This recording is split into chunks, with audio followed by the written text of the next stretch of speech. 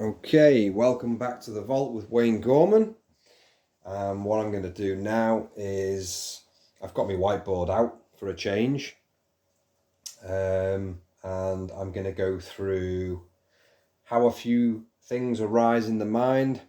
For those that like to see it written down, I'm going to go through that now. So perfectionism is something that I said that I would do a video on, and how that arises in the mind. So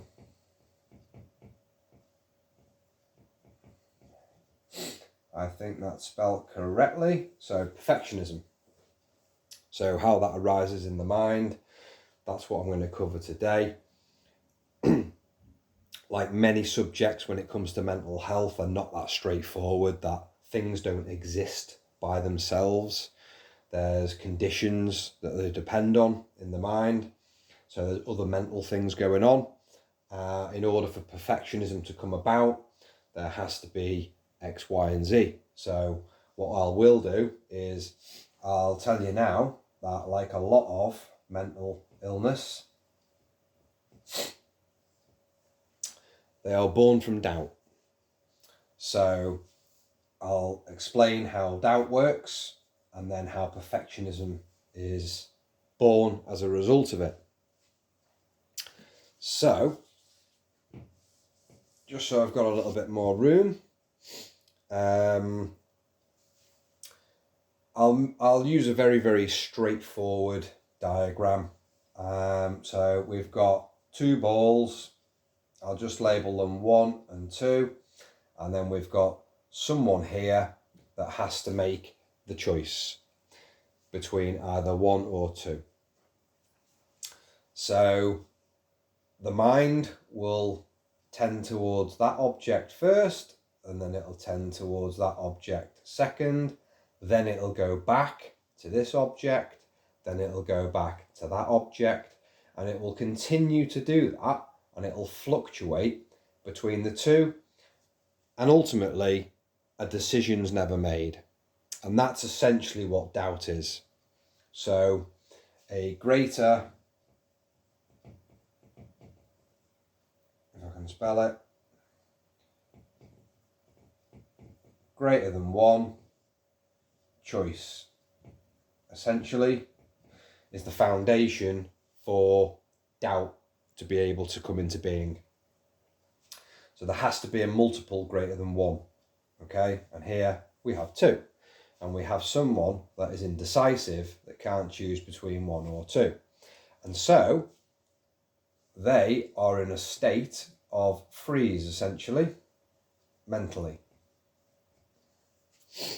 Now, in that state of freeze, the question is then asked, why aren't they choosing between ball 1 and ball 2?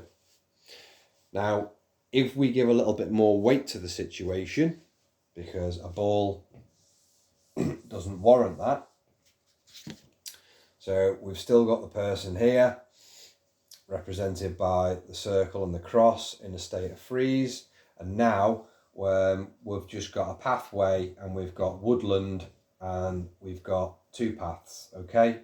And this one is the exit, and this one is a dead end.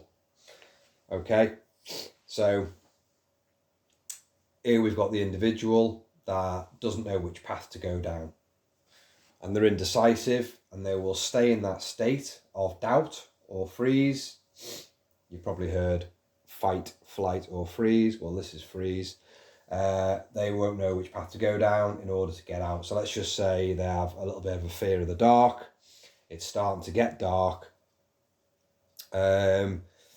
It's becoming more and more of a situation to the person, more fearful, because they don't like the dark, and the mind's going to start playing tricks on them, and they want to make sure they get out of the woods, and so they're indecisive and they don't know which way to go. Now, ultimately, the reason why the choice isn't made is this. So they don't make the decision because essentially they don't know which way to go, but also there is fear of failure. Now you can see how that can easily exist in the mind of someone with low self-esteem. Fear of failure, or you can frame it as making a mistake or getting it wrong. So we'll use the word mistake. Okay. On the other side, fear of failure and mistake, both the same thing really. So if somebody has a fear of failure and they don't want to make a mistake, they consequently want to get it right first time. So if I want to get something right first time, I'm going to develop that perfectionism. So that's how that comes about, from doubting. So hyper-focusing on which choice to make, which exit to go out of, you get the fear of failure. You don't want to make a mistake, you want to get it right first time. The reason behind that is because your self-esteem can't take another hit, right? You just haven't got it in you to take a criticism, essentially, for what you perceive as getting something wrong. And so therefore you go into this freeze state where you don't make a choice.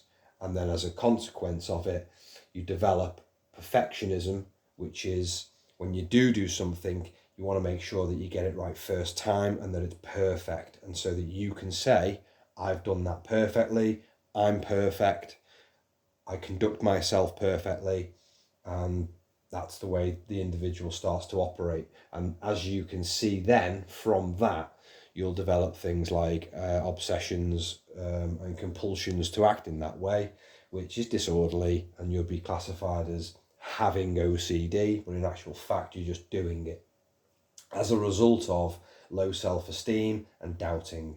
So I hope that that is clear.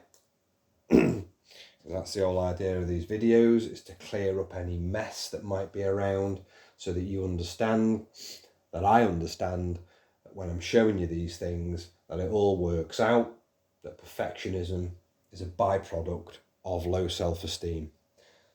So in my next video, I'll cover something else, but for now, I'm going to wrap that up there. So thanks for watching.